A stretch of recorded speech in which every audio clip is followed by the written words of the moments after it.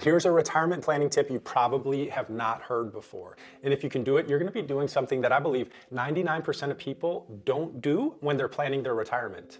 The reason why I believe this is because you don't hear this tip when if you're talking to financial advisors, or if you're just searching YouTube or Googling and looking at these retirement planning strategies and techniques, you're most likely not going to find this one. And this could be one of the things that really helps make sure that you have or get towards closer to that ideal retirement. Very quickly, I'm Dave Zoller, and we help a lot of people retire at Streamline Financial. And this channel is sharing some of the best strategies and principles of successful retirees. So if you're thinking about your retirement more now, be sure to subscribe to this channel. We talk about the financial strategies, but we also talk about some of the non-financial things as well. So as you're thinking about your next 5, 10, or 20 years long-term retirement, you're doing something that's really unique to us humans, and no other living thing does it. We're thinking about multiple possible futures that we could have, and then we're choosing the ones or going after the ones that we prefer and the ones that we believe that we can achieve. And that view of our future self actually guides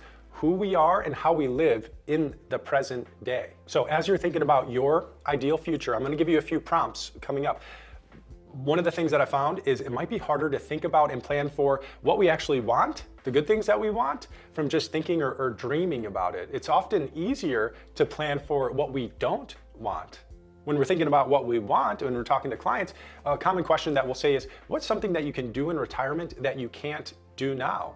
And that gives us a lot of insight, and it leads to a great conversation together. But sometimes it's hard to answer that question. So then the line of questioning is as follows. And this is what 99% of people don't do, at least in my personal experience. And that's thinking about the future and the retirement that we don't want.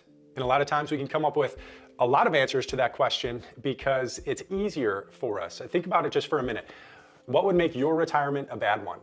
Think for a sec. If we're naming things quickly, it would be running out of money is a common one, or that need or feeling of having to watch every penny or pinch pennies, being lonely or having no community or friends or family, or being sick or unhealthy, or it could be staying in a high cost state or a state that you don't like. So here's a challenge for you. And as you're thinking about your vision for your future and your ideal retirement, also have an anti-vision is what you could call it, something that you don't want to have happen. That does create a negative energy, but you're smart because you can take that negative energy and then use it to achieve what you do want in life. Negativity can be a positive motivator, things that you want to stay away from. So here's the next steps, 3 steps. Number 1 is, in about 30 seconds, pause the video and just think about these 2 questions.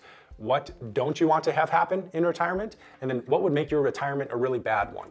That was step 1. Step 2 is, if this video made you think, then like this video and subscribe to this channel so you don't miss the next video. And then number 3 is, check out this video on tips from other retirees who've already retired, and they've got advice for you. So I'll see you in the next video.